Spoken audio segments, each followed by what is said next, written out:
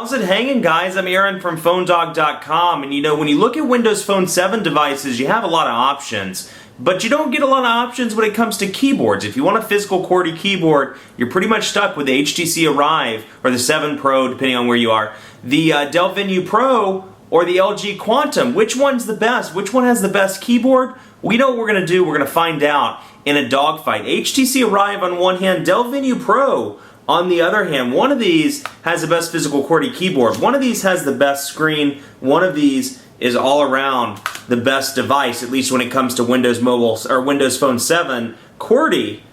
One of these is the best. We're going to figure out which one in the dogfight.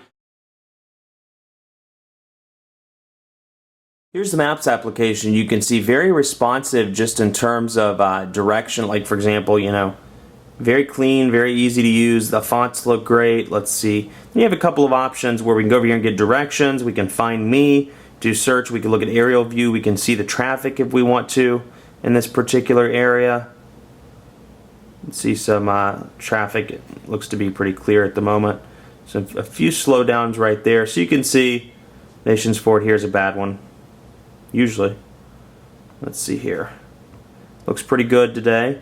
So you can see easy to use, and same over here. This one's just a little bit, this is running EVDO, which seems to be a little bit slower across the board than T-Mobile's internet as well, T-Mobile's 3G, which this is not an HSPA Plus device, but still running a little bit faster than EVDO. So you can tell pages load faster, everything's just overall faster. Let's take a look at the marketplace and have a look and see how it differentiates itself from the Android market, from Apple's iOS, or from Apple's App Store, things like that. We'll go in here and take a look.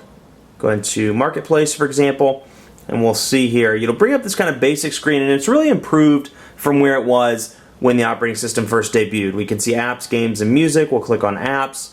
Go to Super Monkey Ball. That's not really exciting to me. Hey, if you like Super Monkey Ball, it's on here. That's pretty exciting for some people, not for mine. So let's go to News and Weather.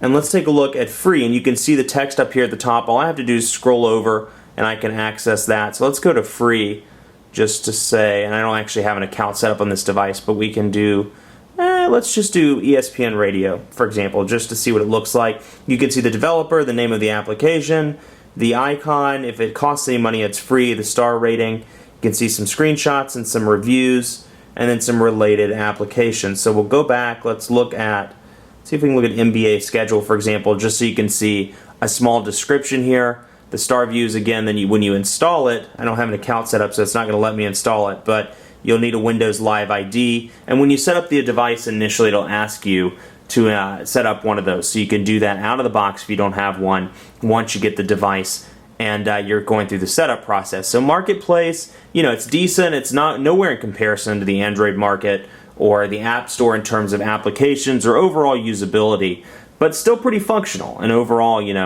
I've been pretty pleased with it. You can see Xbox Live, Microsoft Office come with both of these devices, and I'm just doing it on one right now because these are very similar. You can see OneNote. We can go in here and we can explore the applications. We can, let's say, for example, explore Word. I want to create a new Word document. I can do, oh, I'm sorry, that's the, let's go back through here. New document, there we go. New Word document.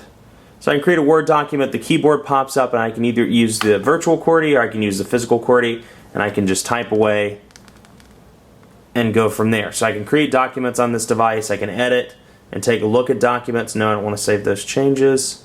And I can explore PowerPoint as well, though I can't create PowerPoints on this device, but I can definitely explore those on the unit. T-Mobile TV installed. I can't download it because I don't have Windows Live ID installed. But basically, free application that gives you TV service. Basic channels are free. Premium television channels are $9.99 per month. I don't know why I can't talk today. $9.99 per month, and get some premium channels there. Telenav GPS Navigator, that's T-Mobile's. And then let's take a minute to jump over to Sprint Zone on this device and just take a brief look at what you get in here. You can access things like Sprint TV.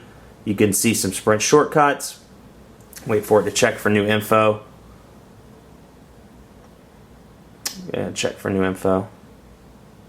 You can see I can scroll over between the two menus here once they load. But anyway, it may take this forever. And this is what I'm talking about, very poor data speeds, which, you know, if you're a data hog, you're going to use this for browsing the web. Take note of this, because this is the kind of data speeds you're going to get. That's taking too long. But Sprint TV, Sprint shortcuts, things like that are pre-installed. Let's take a quick look at the phone application, and you can see the call history pops up by default, and then you have these buttons down here at the bottom: voicemail, dial pad, and contacts. I can click on the dial pad, brings it up, and it's a nice clean dial pad. And I think this is kind of funny, when you hit the side of the button moves. You can see, I don't know if you can see that on camera, but the button moves, which I think is pretty cool. So very clean. You can either save the number, you can dial it, or then if you want to go back, let's get rid of this and go back from the dial pad, you can see your contacts if you want. Now, one thing that frustrates me about Windows Phone 7, you'll see this up here. You can see the signal strength indicator when you're in the phone menu, or the phone application rather, but you don't see it when you're out here. All you have to do is pull it down like that, and you can see EVDO connectivity and the signal strength indicator, the battery life, that it's on silent, Wi-Fi, etc. But after about 3 seconds, it pops back up. You see what it just did. And so you don't get that continuous, you know, knowledge of what your signal strength is like, which for me is kind of frustrating. For you, it may not bother you at all, but for me at least, I would like to see that in the settings where I could change it and make it visible at all times. So, you know, calendar, we'll jump back to this one. So, you know, like I said, the operating system's exactly the same, so I'm just jumping back and forth between the devices. You have the option of looking at today or at the agenda, and you can see we'll pop up a new appointment, for example. Subject is hey, location just hey for the sake of arguing, and you can see from 6 to 7 I'm going to do hey, and then when I come back out here it shows up on the widget. So this again is where you know, the rectangular widgets will be helpful for messaging, be helpful for people, and perhaps email as well. I can definitely see previews across the board on all of those. So that said, you know, one of these has to be the winner in the dogfight, and despite some similarities, or despite complete similarities almost, in the operating system, you know, it really boils down to a hardware thing, because they're, you know, with the exception of the newsroom here and Sprint Zone and HTC Hub over here, they're exactly the same.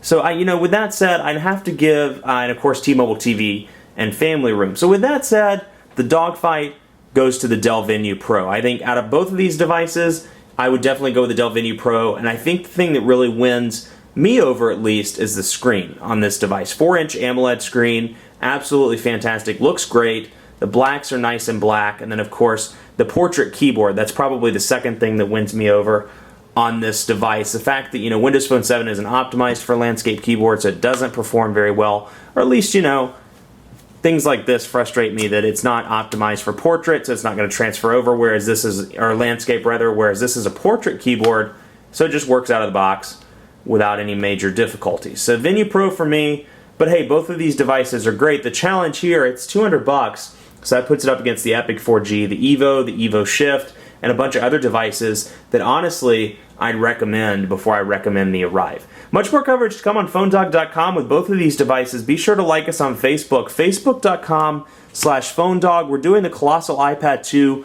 and smartphone sweepstakes, where we're giving away iPad 2s and Motorola Atrix 4Gs and Google Nexus S's, and more. T-Mobile MyTouch 4Gs. You can't beat that. So go over to Facebook.com/PhoneDog. Check those out, and be sure to like us. Follow me on Twitter as well, PhoneDog_Aaron.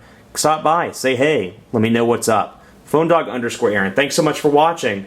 We'll see you next time.